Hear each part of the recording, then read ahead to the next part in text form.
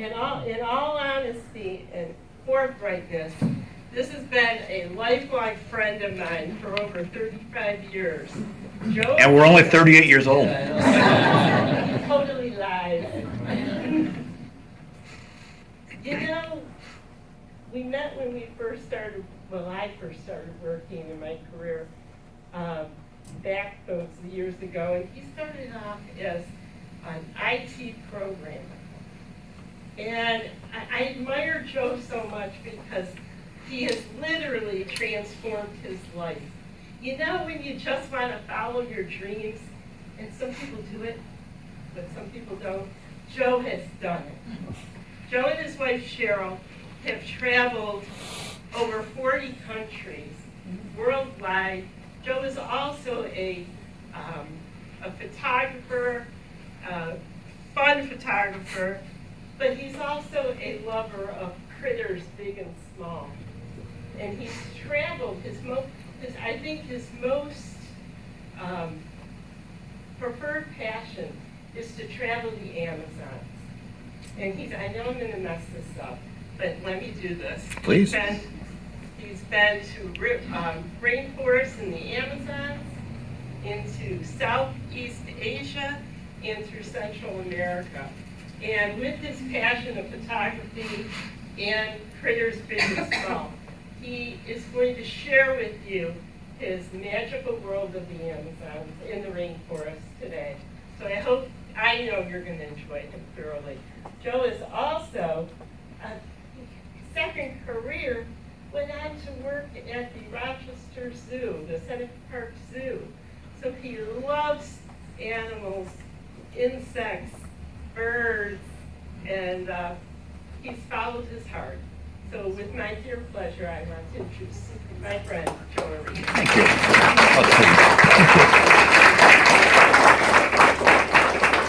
Good afternoon, and thank you all for coming. And I want to thank the Friends of the Library System for getting me out of Rochester, New York, because we had that much snow when we left, and I think my feet are just starting to defrost. But as Julie says, I had a career in computer programming, 35 years in computer programming. The last 5 years that I was working, I got involved with our local zoo as a docent, as a volunteer docent. And then when I retired, I was lucky I was able to retire at 55. There was an opening in our education department, so I said, hey, I can do that. So what I do in the summertime is I work on the zoo proper, and we do programs. I'm at the sea lions, and the keepers are training the sea lions, and I'm telling people what they're doing and what they're eating and how long they live and all that kind of stuff. So we do that with all the different animal exhibits. And then in the wintertime, when our summer programs end, we have something called the Wegmans Zoomobile. Wegmans Supermarket sponsors a Zoomobile. And we've got a van that we take out all sorts of fun animals. We've got snakes and birds and mammals and insects and other bugs. And we take them into nursing homes. We take them into Cub Scout groups, elementary schools. And I have learned so much just from my osmosis from all the keepers in the zoos. So I hope you enjoy the program today. Again, the rainforest is my passion. And I want to blame this guy for my love of nature.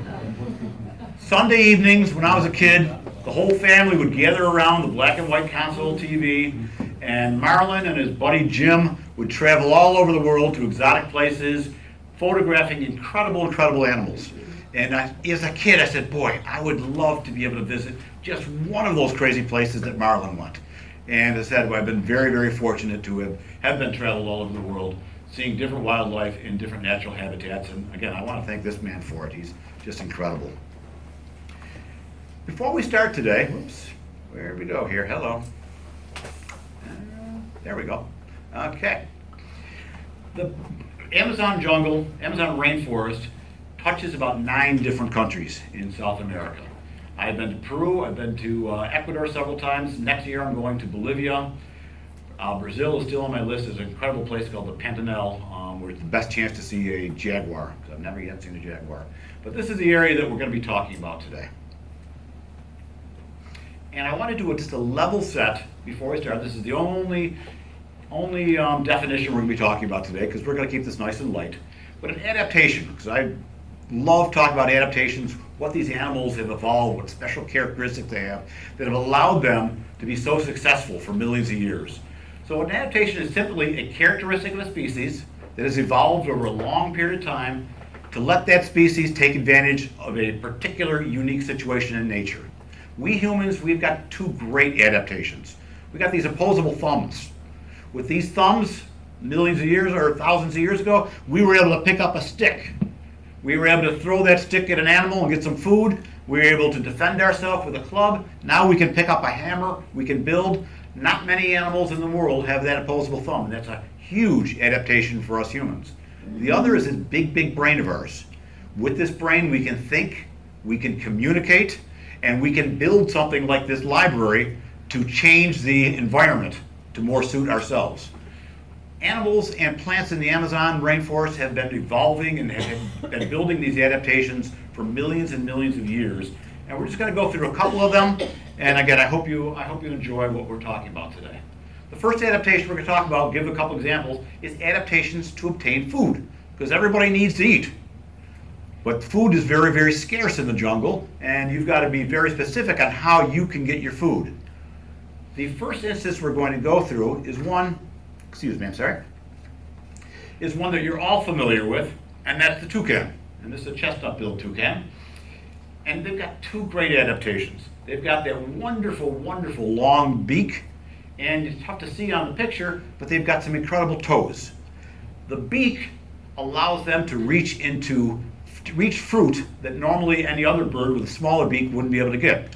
So maybe a million years ago, this toucan would have had a beak about that long. But then one was born, and that beak was just a little bit bigger, just natural as the way things happen in nature. That animal was more able to succeed, and more able to survive, and more able to reproduce. So then that little bit longer beak was passed on to the next generation. Multiply this over millions and millions of years, and you get the chestnut-billed toucan. That beak is also a great radiator for him, because if he gets too hot, he's going to pump a lot of blood from his warm body into the blood vessels in that beak. They are very, very close to the surface. If there's any kind of a breeze at all, that's going to cool down that blood, bring it back into his body, and cool him down. His toes are another incredible adaptation that he shares with parrots, and they're called zygodactyl toes, or zygodactyl feet. And it means something in Latin, and I forgot what it was years and years ago. But what it is 2 toes in the front, 2 toes in the back. And that allows him not only to latch on very, very tightly, but he can flip completely underneath. And he can hang upside down to grab food that otherwise would not be available. He also uses that large beak, by the way, to go into nests to steal little chicks and eggs. So he's not the nicest bird in the world, but that's what they are in Mother Nature. Now the next animal we're going to see, we're all familiar with, spiders. And what do all spiders do? They build nests, right? Well, nests are great. They capture food, but webs have a little liability, because webs are big, and it's like a big target saying, you are here. So any bird that's hungry for a spider is going to look for that big web, and they're going to say, oh, it must be a spider out there.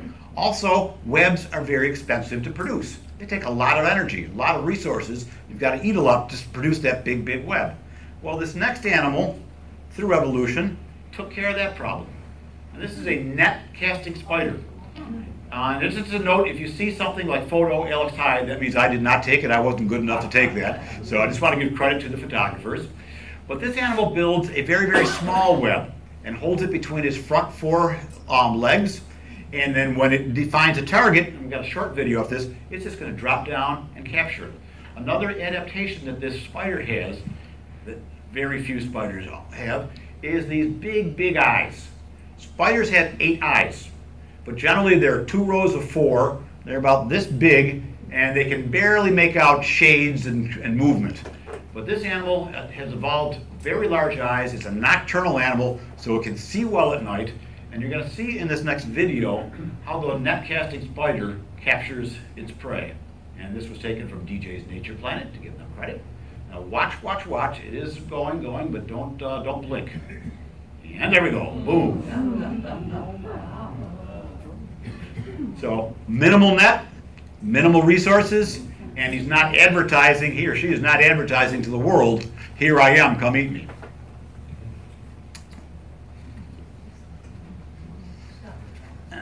Okay. This is Doug. Doug lives with well, doesn't live with me at the Seneca Park Zoo, but he's one of our education animals. He's one of the animals that we take out on programs. And he's a three-banded armadillo, and he's got some incredible adaptations to find some food. Very, very big ears, and that helps him to hear his predators. His eyesight is terrible. He's a nocturnal animal, but it's very, very, very bad eyesight. But that nose of his, he can sniff out an anthill or a termite mound better than probably any other animal.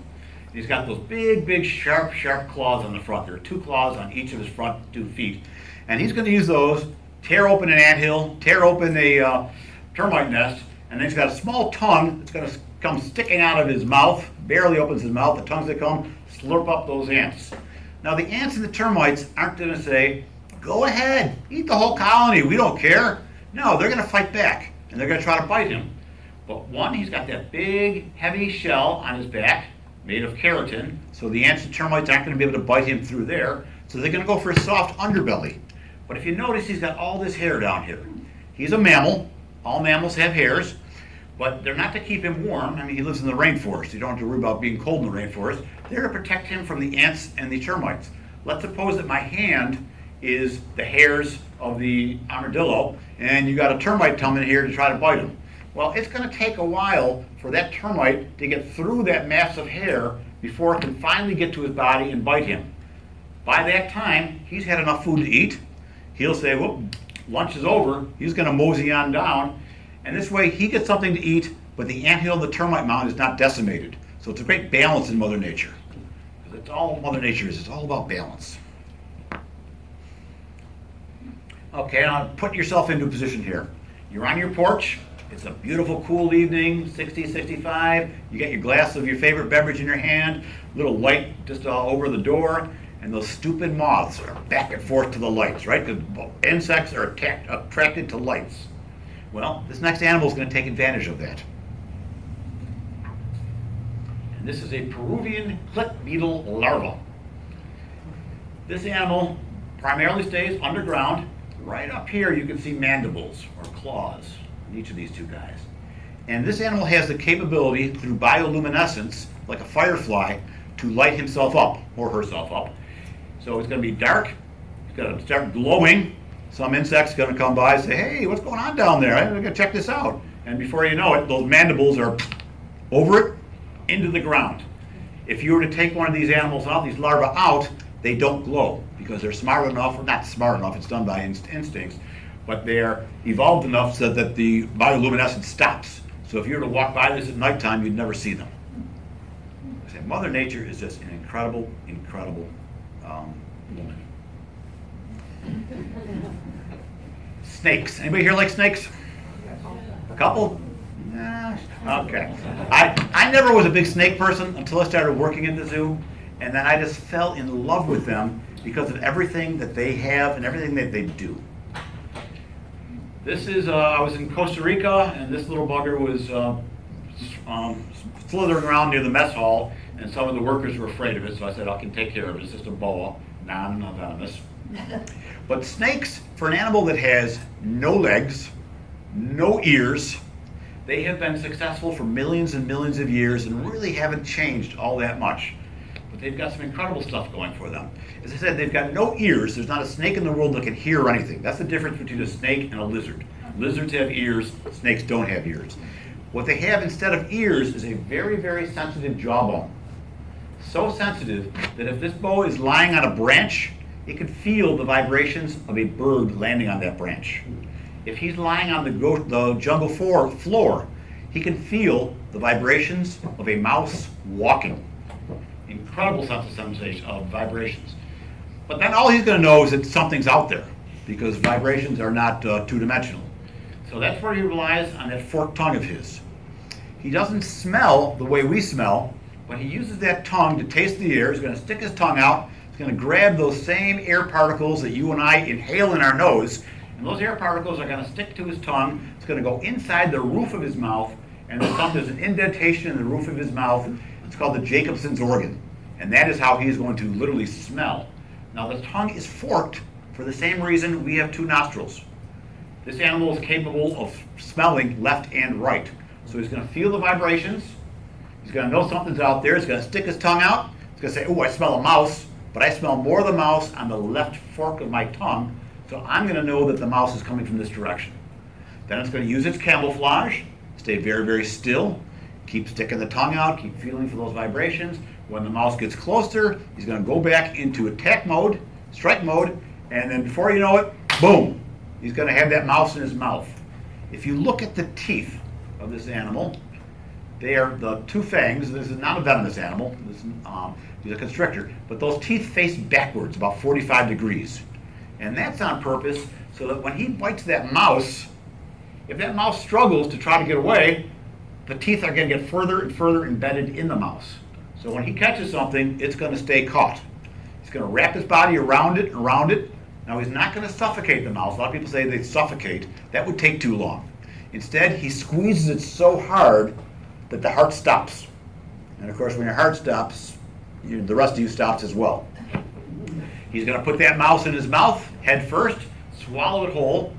Now I've got a question. How many people here like cotton candy? Anybody like cotton candy? No, a little bit. Okay, if I told you, sir, to take a whole ball of cotton candy, shove it in your mouth, and keep it there for 2 hours, do you think you'd be able to breathe? I don't think I can do it. I don't, yeah. And I know you wouldn't be able to breathe because we breathe through our throat. Well, the snake is going to take about 2 hours to get that mouse from his mouth into his stomach.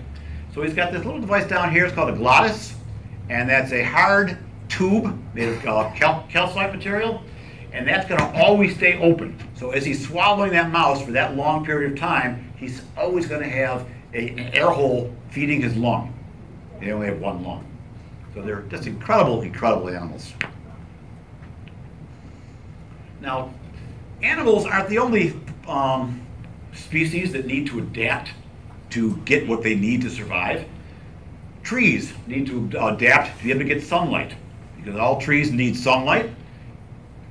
The problem is, in the rainforest, 90 to 95% of the sunlight is absorbed at the canopy or the emerging level. Very, very little of that's going to get back down to the jungle floor.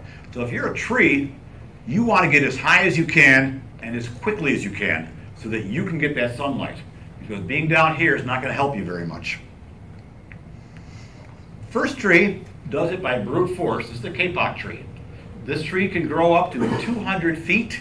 It can grow 13 feet a year, maybe a 10-foot diameter, and the buttress at the bottom can be up to 30 feet long. So this tree grows very, very quickly, emerges through the canopy. It always has that typical, stereotypical crescent on the top. So you can see a kapok tree from a long ways away.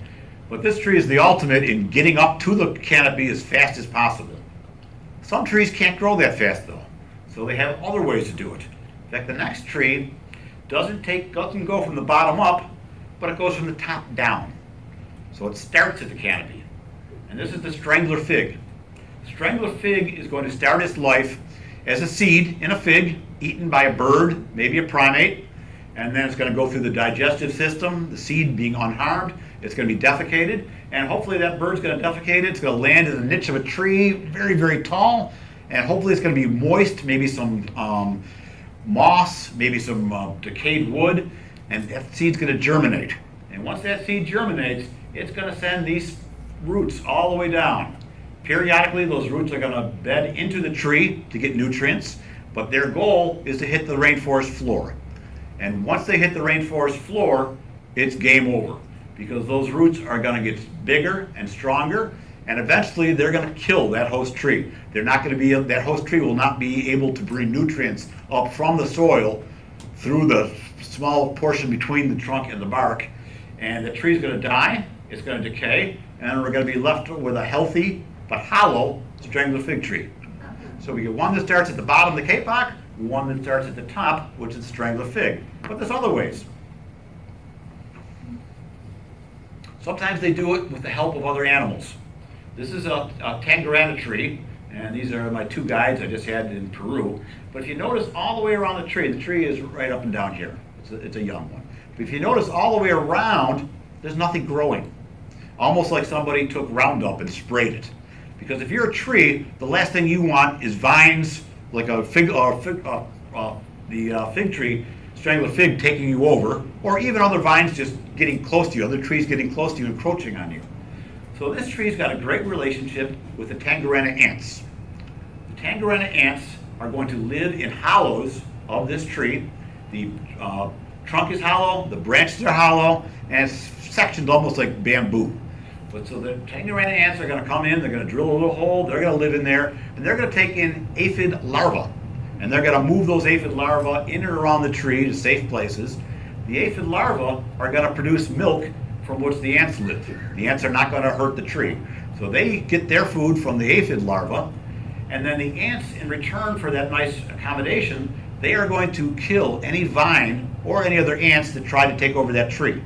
So if anything tries to grow near that tree, those ants are going to come down, nip that plant, kill it, and allow this tree to have a nice big swath from which to grow.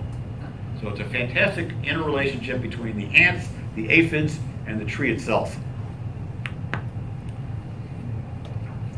Now we've heard if Muhammad didn't get to the mountain, move the mountain to Muhammad. I think there's an expression like that. Sometimes, if the tree can't get to the light, well, the tree will move. This is a walking palm, and that's another one of my guides. And it sounds funny, but this tree moves, this tree walks. If you'll notice, right in the middle, there is no trunk going all the way to the ground. It's nothing but roots all at an angle, but nothing in the middle. Now let's suppose that this tree is here, and there was a big kapok tree over to the right. That tree lived 200 some odd years. That tree died, fell, opened up a big cavity of light. This tree is going to want to try to get there. The same way that sunflowers follow the sun during the day, this tree is going to send out more and more roots on the side closer to the sunbreak, and these roots on this side are going to atrophy, die, and fall off. This tree can move about 20 centimeters or 6 inches, half a foot, a year. So it literally is a walking tree. Incredible, incredible stuff. Now, of course, if there's adaptations to obtain food, you better hope there's adaptations to avoid becoming food. Because once you become food, you cease to exist anymore. So there's some great, great animals. The first one is a wonderful animal. This is the Jesus Christ lizard, or the green basilisk lizard. And this guy and this is either a female or a young male, because there's no crest. The males have a big crest. But I saw this guy in Ecuador. And I've got a video coming up. But this animal can actually walk on water. So if it gets threatened, it's going to run across the water, which is much faster than swimming. That's why he's called the Jesus Christ lizard, walking on water. Absolutely. Aptly named, right? Absolutely. So I downloaded this one from National Geographic. I wouldn't possibly be able to photograph what these wonderful folks did. So here's our basilisk lizard. And in a second or two, we're going to see a nice snake saying, boy, that basilisk lizard would be really, really tasty. Let me have a bite.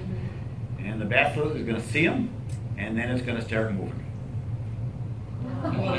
It has webbed feet, very big webbed feet, and it cups them. And when it runs, it is pushing down. Every step is pushing down, and it's pushing down a bubble of air. So it's physically walking on those bubbles of air, not on the water. But amazing that it has the adaptation to create those bubbles, push them down the water, quickly bicycle, and then run away. This animal can run about 5 feet per second, and it can run for about 15 to 20 feet. So getting across a small stream, no problem for these animals. Incredible. Mimicry is a big way to prevent getting eaten. And this is a bullseye moth, and it's got these big blackish blue spots. There are many birds who would love to eat a moth, but if they're going to see this and it's going to be a little dark, they're going to think that those big spots are owl's eyes. And that bird is not going to go on near an owl, because that bird will then become food for the owl. So just by having those spots on its back gives it one leg up on trying to survive. Now we're going to get back to the bullseye moth in a second. But first I want to talk about the difference between poisonous and venomous. When I work at the zoo and I bring a snake out to a program, somebody in the audience says, "Is that snake poisonous?" And I will tell them, to the best of my knowledge, there is not a poisonous snake in the entire world. I'm sure there's probably an exception somewhere. But poisonous, from the scientific point of view, means you have to eat it. If the animal has fangs or a stinger and bites you and puts that stuff into you, that's venomous. So there's a distinction. Poisonous, a toadstool can be poisonous. Poison dart frogs we're going to see a little bit later. Those are poisonous. If you think Socrates, remember hemlock? He drank the hemlock. And in Sleeping Beauty's apple, I guess you could call poisonous. Venomous, again, means it's injected, either through fangs or through a stinger. And only about 10% of the snake species in the world are venomous. Every spider is venomous, every spider in the world, and we're going to talk about that. Scorpions are venomous, and there's this really crazy bullet ant. We're going to talk about that. Those are venomous. So when they bite you or sting you, that's how they inject. So let's get back to that bullseye moth. This is the caterpillar of the bullseye moth. Beautiful little guy. He's probably about that big. But every one of these little tentacles here, or scoli as they're called, are venomous. If you were to just touch one of those, you're going to be in pain for about 5-6 hours. There was a young lady, this was on the east coast or west coast of Costa Rica, and I was there with a couple from France, and their young daughter, before any of us could stop, saw that and went to touch it. And she was just in pain, just from touching it, she was in pain for the rest of the afternoon. So if you're an animal and you're thinking about eating that for lunch, if you do a little taste, your mouth's going to be on fire, and that's going to be good enough to keep you alive. And this next animal takes poison up to the max. And this is a marine toad, also called a cane toad. And if you look where that blue arrow is, it's got those big bumps, almost like shoulder pads on a football player. Those are the parotoid glands. And the parotoid glands contain a lot of poison. So again, poisonous, you eat it. This animal is poisonous at the egg stage, the tadpole stage, not young adult, but a full adult, very, very poisonous. If a crocodile ate a full marine toad, probably would kill the crocodile. These animals can get up to about 4 pounds, the size of the Thanksgiving plate. And the reason they can get so big is unlike most frogs and most toads will eat live insects only. This guy will eat anything he can shove in his mouth, whether it's a live insect, a dead insect, plant material, small lizard, small mammal. If he can shove it in his mouth, he's going to eat it. Now, there's a big problem in Australia with marine toads, and it started about the 1930s. There were some sugarcane plantation owners, and they were getting infested with something called the cane beetle. And that cane beetle was eating their crop. So these bright men, and they were men, so you ladies, can't blame you at all, but these men thought, oh, there's this marine toad in Guam, and toads eat insects, so let's import them into Australia. They'll eat all the insects and everything will be great. Well, it didn't exactly work out. One, the marine toads are down here. They can't jump very tall. The cane beetle's up on top of the cane, so the marine toads didn't eat the cane beetles. But more important than that, there are no natural predators in Australia. As of the year 2000, they estimated over 1.5 billion with a B. Incredible, they will never get rid of them. And the way that this animal, the poison helps this animal, it doesn't necessarily help the individual animal. If somebody was to eat this animal, especially if it was smaller, let's say a dog or a crocodile or a cat was to eat a marine toad, one of two things is going to happen. Either that cat or that crocodile is going to get very, very sick. Maybe it will survive, and if it survives, next time it goes to look for something to eat, it's going to say, no, I'm not going to eat one of these guys. Or that crocodile is going to die, in which case he definitely won't eat one of these. So the poison in these animals is to protect the species, not the individual animal, as opposed to the caterpillar we saw, which that venom is there to protect that individual animal. Next animal is poison dart frogs. You've probably heard of poison dart frogs. The indigenous people will take them and rub their arrows on their back to shoot their arrows and kill monkeys. These animals are about the size of the top part of your thumb. I was amazed that my guides were able to find these, but these guys have eyes like you don't know what. They are also poisonous. And again, the animals, they're very brightly colored. That's kind of an indicator saying, I'm brightly colored, I'm probably poisonous, you probably don't want to eat me. Now, in addition to just being poisonous, these are really cool animals. Did any of the gentlemen here ever get a t-shirt or a mug saying Father of the Year, Grandfather of the Year? Anybody? Couple? Okay. Well, this guy's got you beat because this is really the Father of the Year.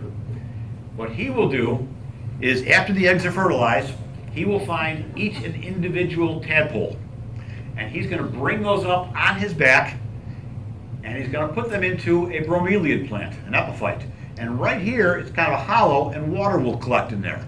So he's going to drop his tadpole into that bromeliad, and then periodically come and drop dead insects in there to feed the tadpole. And then by the time that tadpole's an adult, is able to crawl out, then Dad's job is done, and that tadpole will take on the next generation. But definitely Father of the Year. Only the father does it? Only the father. Moms don't do it. No Mom of the Year t-shirts for these guys. Only the father. Sometimes, to protect yourself from getting eaten, it just helps being stinky. And this is a great example. This is a Watson bird. Almost looks prehistoric, doesn't it? Like it came from the Fred Flintstone era. This animal is one of the few totally herbivorous animals, birds. He only eats leaves. He has a special system in his stomach, like a cow's, like a crop, but the biology of his digestive system makes him smell. His meat smells, the bird smells. They're awful smelling birds. So very few animals, unless they're really, really hungry, are going to attack a Watson bird. Now, we've talked about being adaptations to eat, adaptations to not get eaten, also need adaptations to reproduce, because if you can't reproduce your species for the next generation, your species is gone. So we've got just a couple examples. The first is this palm tree. If you're a tree and you're growing fruit to hold those seeds for the next generation, the last thing you want to do is have that fruit eaten by birds or mammals before the seed is viable. In the rainforest, monkeys, for example, who love these fruit, they can't wait around waiting for the fruit to ripen. Because if there's some monkeys sitting there and going, oh, there's a nice banana tree over there, but those bananas are still a little green. I want to wait for those bananas to get yellow. Well, by the time you wait for that, some other monkey's going to have eaten those bananas. So they try to get the fruit as soon as it's edible. But that might not be good for the seeds. They may not be viable yet. So this tree puts out a bunch of tall, sharp, very strong spikes that's going to prohibit any monkey from climbing up there and getting that fruit, those nuts. When they are fully ripe and the seeds are viable, those palm nuts are going to drop to the ground, and animals like agoutis and rats are going to pick them up, eat them, take them to pulp somewhere farther in the jungle, defecate, and those seeds will fall out, and then they'll reproduce. But not all the palm nuts that make it to the forest floor will get germinated. Isn't this a pretty little guy? This is the South American palm weevil. And the South American palm weevil is going to look for those palm nuts that have been sitting on the rainforest floor for too long, and they're a little bit rotted, so they're pretty soft, and she's going to drill a whole couple holes through that seed, through that nut, and deposit her eggs. Those eggs will hatch inside the nut, and they will turn into larvae, and eventually, if undisturbed, they will eat their way out of the nut and go onto the forest floor. But one thing that's happened in the last couple hundred years is that the indigenous people have found these, and you can see the larvae right up here, there's two in that. The indigenous people like to eat these. They will find the nuts, they will chop it in half with their machete, and they say it tastes like jungle coconut. I've been to the Amazon 4 times, and this last time they finally shamed me into eating one. And I gotta tell you, it doesn't taste like coconut. And to put this live thing in your mouth and you chew on it and then it just gushes. Yeah. So I don't know where they get coconut from, but you don't. If you go there, you don't have to do it. Take it from me. You do not. In fact, you don't want to do it. Okay. Now this little animal, we have one at the zoo, but I didn't get a picture of any babies, so I stole this from the internet. This is a short-tailed opossum. Now this is an animal that has a very short lifespan, 2 years.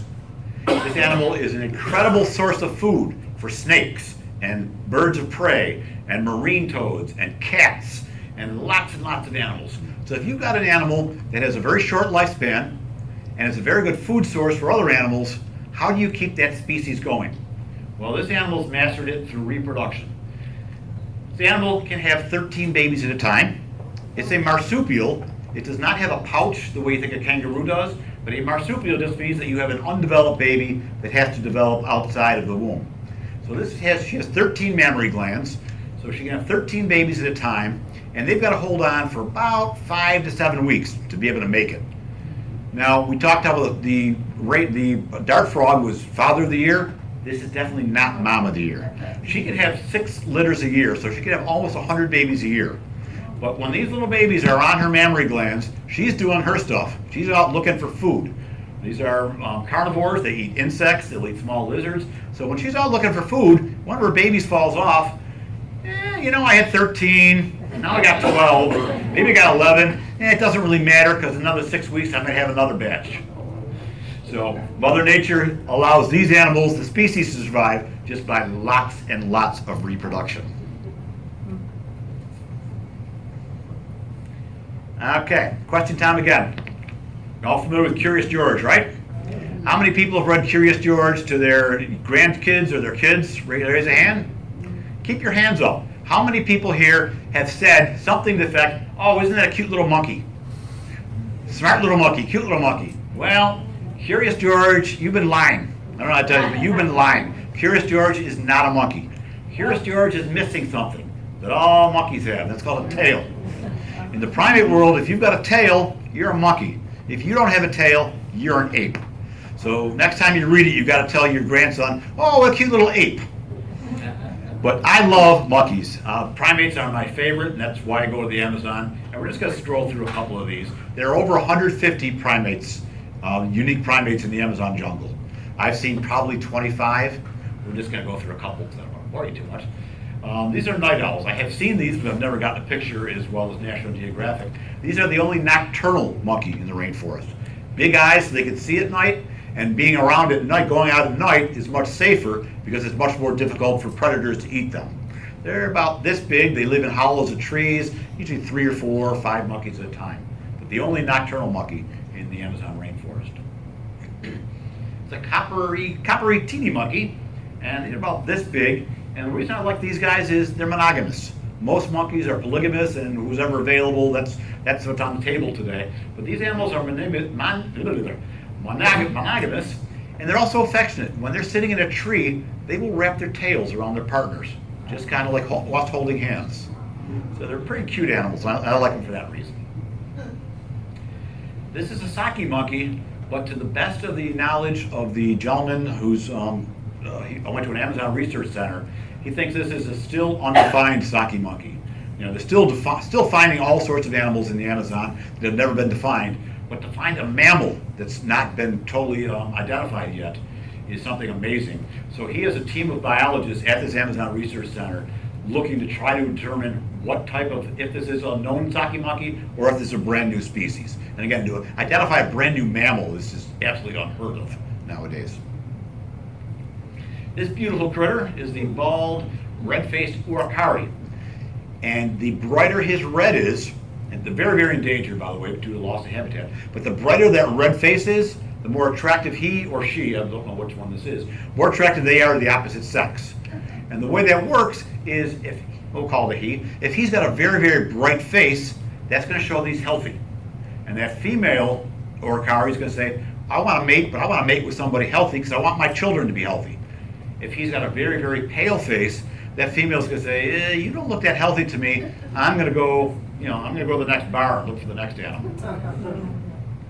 The cutest monkeys that I've ever seen are these little guys, pygmy marmosets. They're called pocket monkeys. Smallest monkey in the world. They're about this big. They weigh about as much as a stick of butter. Tiny little guys.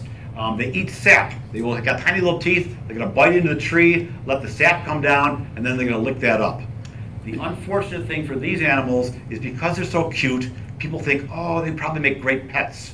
So poachers are going to come into the rainforest, kill the mom, harvest the babies, and send them out. Primates make terrible pets. They're cute when they're young, but as soon as they reach sexual maturity, any primate, they're going to be impossible to take care of.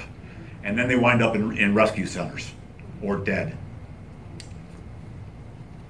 We're going to quickly go through just some other fun animals in the rainforest. And these are the world's largest rodents. A rodent means your teeth are always growing. So rats are rodents, mice are rodents, chipmunks are rodents. Their teeth always grow, so they've always got to be gnawing something.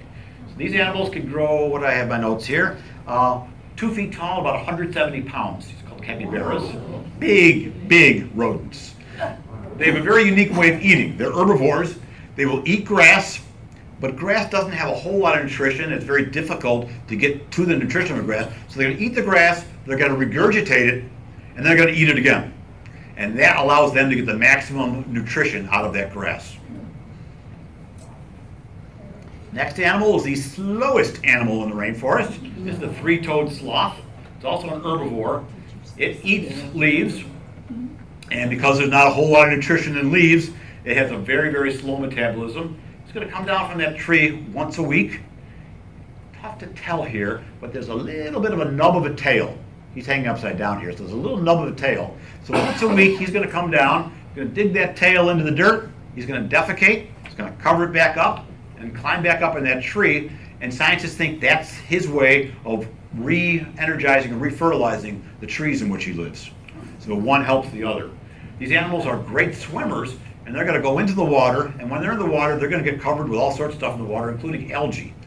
Climb back up to the tree, the algae is going to react with the sun, grow more algae, and it's going to be camouflage for him, and it's going to be a whole ecosystem for all sorts of other insects. We go from the slowest animal to the largest animal. This is the largest mammal, land mammal in Central America, the Bard's tapir. He's related to horses and rhinos, and that's because he has 3 toes on his rear feet. He's got that funny looking proboscis, kind of like an elephant, and he can move that around left and right to be able to grab leaves. He's also an herbivore. This animal will eat about 100 different types of leaves in a day. Most leaves have some kind of toxin in them. If he was just to concentrate on one leaf, he would build up all that toxin from that one individual plant and pass away. So by eating leaves from 100 different plants, he's going to keep himself safe and still get the nutrition he needs. It's one of the prettier animals. This is a tamanduá, or lesser anteater. And these ants, as their name implies, they eat ants, they eat termites. In the dry season, they're going to eat termites because termites have more moisture in their body. In the wet season, they're going to eat more ants. And they've got characteristics similar to that armadillo. They've got very sharp claws to tear open the anthills and the termite mounds. And they're also going to have that long, sticky tongue that's going to come out and slurp up those insects, and the very bristly hair to protect them from those insects biting. These are also called the stinkers of the rainforest because they can emit a spray like a skunk, but it's supposed to be about 4 times worse than a skunk. So you want to give these guys some notice or some distance. This animal's called the wolf of the jungle, the river wolf of the jungle. It's a giant river otter. These animals can get up to 70 pounds, 6 feet long. They're related to our river otters and our sea otters up in our country, but much larger. And they will eat about 8 to 10 pounds of fish a day. And you will go there, and I've had the pleasure of watching these, and you can hear them crunching with those incredible teeth. Very endangered because they've been poached for their waterproof skin. So there's only about 2,000 to 3,000 of these left in the natural range. This last animal we're going to talk about is evolution to its best. Whoa, where do I went the wrong way? Whoops, I went the wrong way. Sorry about that. There we go. Evolution to the highest. It's a pink river dolphin. I did not take this picture. When you see these animals in the water, you see them for half a second. They come up, get them, boom, boom. I've never been able to get a photograph, so I stole this from the web. 16 to 19 million years ago, these were saltwater animals. They lived in this ocean off the coast of South America, and that ocean had encroached on South America, covered up almost all the area that the Amazon currently takes care of. These animals went in there, plenty of food, that's great, but then slowly, about 11 million years ago, through tectonic forces, the Andes Mountains started to rise. And once those Andes Mountains rose high enough, these animals were trapped.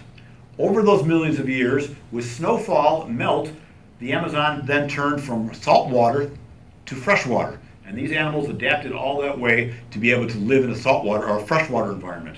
They also have another great adaptation in that their vertebrae are not fused together. These animals can bend 180 degrees, which makes them perfect to be able to swim through the branches and trunks of the trees when those trees are flooded by the annual floods. So very easy to move around those trees. How do they get pink? Any idea? I don't. I do not know. Some scientists think it is the more times that they've been injured, they get more pink, and that's a sign that they're strong. But I do not know. I'm sorry. No visit to the Amazon would be complete without creepy crawlers, because there's lots of them. And these are probably one of the most dangerous. These are bullet ants. They're a little bit more than an inch, and they've got a big stinger down here. And they say if you get stung with one of those bullet ants, you have an equivalent pain of being shot. And that pain lasts for about 24 hours. Some of the indigenous people, and this is done by Penn State University, is a rite of manhood, will collect bullet ants, they'll smoke them to anesthetize them, and they'll put them in these gloves, put the gloves on the kids' hands that are trying to become a man, and then slowly those are going to wake up. And they have to hold them there for 10 minutes. They're not allowed to wince or cry. By the time they take their hands out, they are totally inflamed, and that pain again is going to last for 24 hours. Personally, I don't think I'd want to be a man in that environment. And you can't go to the Amazon without seeing these wonderful tarantulas. Earlier I said all spiders are venomous. Spiders are venomous because they can't eat. They have no teeth. They can't eat anything. So what they do is they have their fangs and they have that venom, and usually that venom is only strong enough to kill their prey, which is an insect. But they will kill their prey with their venom. That venom will also completely dissolve the inside of that insect, and then they will suck it out. So the venom is both a killer and it's a digestive method, an external digestive method. A lot of people say they don't like tarantulas because they're big and hairy. Well, that's not. Try to look as big as it can. If that doesn't work, it's going to start thrashing its arms, and those bristles are going to come flying out, hopefully into the eyes, the nose, or the mouth of the predator, and hopefully that's going to scare it away. There is a tarantula, a Goliath bird-eating tarantula, that is big enough to eat a small bird, again, by digesting it from the outside. This next is a fishy story that you will hear from any guide down in the Amazon, but it's never been documented. This is a Candiru fish. It's a member of the catfish family. It's a tiny, tiny, tiny little thing. But every guide will tell you that if you walk into the Amazon or swim in the Amazon and you urinate, this animal is going to come up your urethra, and with barbs, it's going to stick itself there. There have been no documented case of this, although just the last time I asked my guide, about that fish. Oh yeah, my uncle did it. That happened to my uncle. So whether it's really true and this hasn't been documented, I don't pee in the Amazon. Maybe. Some insects are useful for the indigenous. This is an ectocon ant. You're walking through the rainforest. You cut yourself. There's no urgent care anywhere around. So if you're lucky enough to find these ants, you're going to take that ant and you're going to put it right on both sides of that wound, let it bite you, and then you're going to rip the body off. And then the head and the mandibles are going to stay there, and that's going to possibly save your life from bleeding to death. Okay, so we're almost done here. We've had some fun looking at different animals and plants, but now we got to talk about the dark side and apologize for Mr. What's his name? Yeah, Bela Lugosi. That's it. We got to apologize for Bela Lugosi for using him here. The Amazon is an incredible place. It contains a fifth of the world's fresh water. Produces 20% of the world's oxygen. Contains more than 10% of the world's animal species. 40,000 plant species, 2.5 million insect species. It helps to control the planet's weather patterns. With something that important, you would think we would take care of it with our life's breath, right? No. This is what we do in the Amazon. We're looking for timber. We're looking for gold. We're looking for gas. We're looking for oil. We are tearing apart the Amazon at an incredible, incredible rate. Every minute of every day, we lose about 5 football fields of the Amazon. You put that over a day's period, that's 300, or an hour, that's 300 football fields an hour. 7,200 football fields a day, 15 square miles a day we're losing the Amazon rainforest. Over a course of 1 year, over 5,000 square miles, the size of Connecticut. It is not an infinite source. We have to do better maintaining the Amazon because it's so important for our world. And what can you folks do to help? You can do a lot. You can email your legislators. You can snail mail your legislators. When we talk to the zoo, we always talk the 3 R's. You can practice reducing, recycling, and reusing so that we're not using up resources. You can donate money to different organizations in the Amazon who will then use that money to buy prime Amazon rainforest, and then that money will also protect it from poachers and from timber people.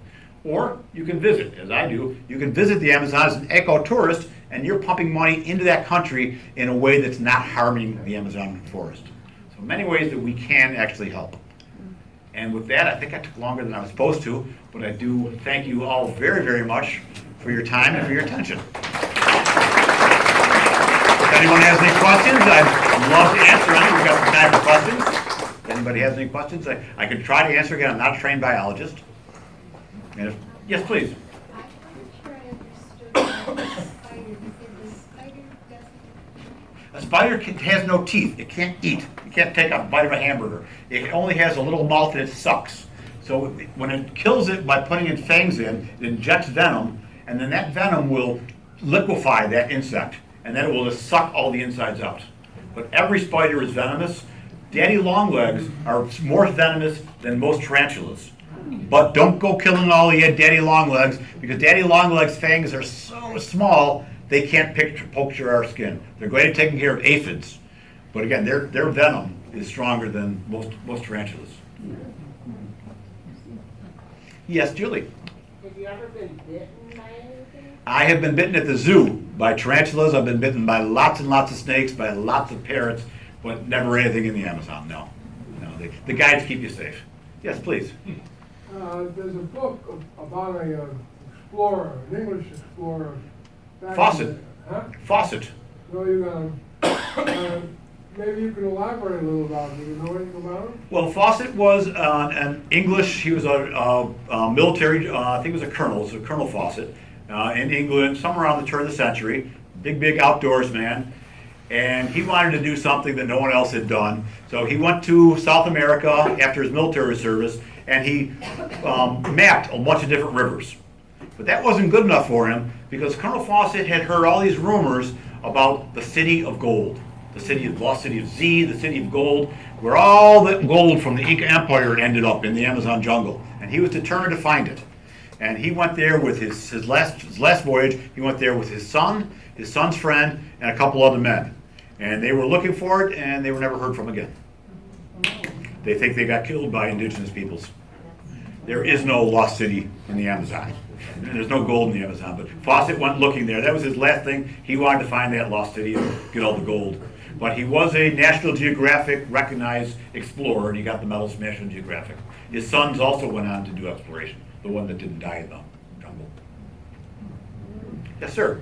When you take these tours, I know I'm going down the Amazon River and everything, but as far as through the jungle, how do you arrange? The way that I do it is you go. There are different lodges. Many of them are run by the indigenous peoples that own the rights to that. In southern Peru, there's a thing called Manu, and only the Machichanga tribe is allowed to erect any building inside that park. So they will run these very, very rustic lodges. Your room consists of a bed with a mosquito net, and if you're lucky, there's a small table next to it. There's a cold water shower down the jungle, and there's bathrooms, bathrooms down the jungle as well. And they take care of your food, and they are your guides. So they'll take you in the morning for a boat ride, take you in the afternoon for a walk through the forest. At nighttime, you put the lights on your head, and you go for a short walk around the lodge. But I always go to lodge-based because it's easier, you see much more. You have much more opportunity. Because if you're on a boat going down, you can see a lot, but the animals are hiding. The jungle, it's not like being on a safari in Africa where you got a herd of elephants and, there's 30 elephants out there. They're easy to find. It could take these guides 20 minutes, an hour to find an animal. My lovely bride over here went with me one time, and we were walking through the rainforest. It's pouring rain, it's hot, it's humid. We hadn't seen anything in 2 hours, which is not really uncommon. And she goes to me, Joe, I could be in Florence sipping a cappuccino right now. She has not come back to the Amazon with me. So I do land-based, usually indigenous tribes. The last time I went to an Amazon research center with biologists who run it. Again, very, very sparse accommodations, but you're right there in the forest. Please. I don't know that you're going to like this. Please. Oh, any question's good. We spotted snakes around the pool yesterday. Okay. Somebody got a shovel, tried to kill them, unsuccessfully. Okay. Is there anything we can do? No. Let them go. Let them be and give them distance. Again, only about 10% of snake species are venomous, but I'm not going to tell you, red next to black versus black. I'm not going to try to guess which one it is. Snakes are going to be more afraid of you than we. Again, they can feel our footsteps. So they're just going to go their way. They're not going to hurt you. They can't eat you. Just leave them alone. Yeah. Sorry? Hawks, yes, and that's great. Hawks need to eat. Question, please. We had a snake in our yard, and my husband is an ecologist, and he has a compost pile. He gets hair from the barber shop, and we had a snake, and he put hair, shooed the snake Okay. away, and then outlined it with this barber hair, and the snake didn't come back. Oh, geez. Well, there you Because they go. don't like to go through the hair. Oh, okay then. So you can keep them away without killing them. But again, most snakes are not venomous, but 100% we tell people at the zoo when we do programs, you see a snake in the woods, just leave it alone. Look with your eyes, don't try to pick it up. It's not good for you, it's definitely not good for the snake. Yeah? No, they eat meat. They'll eat mice, voles, moles, yeah.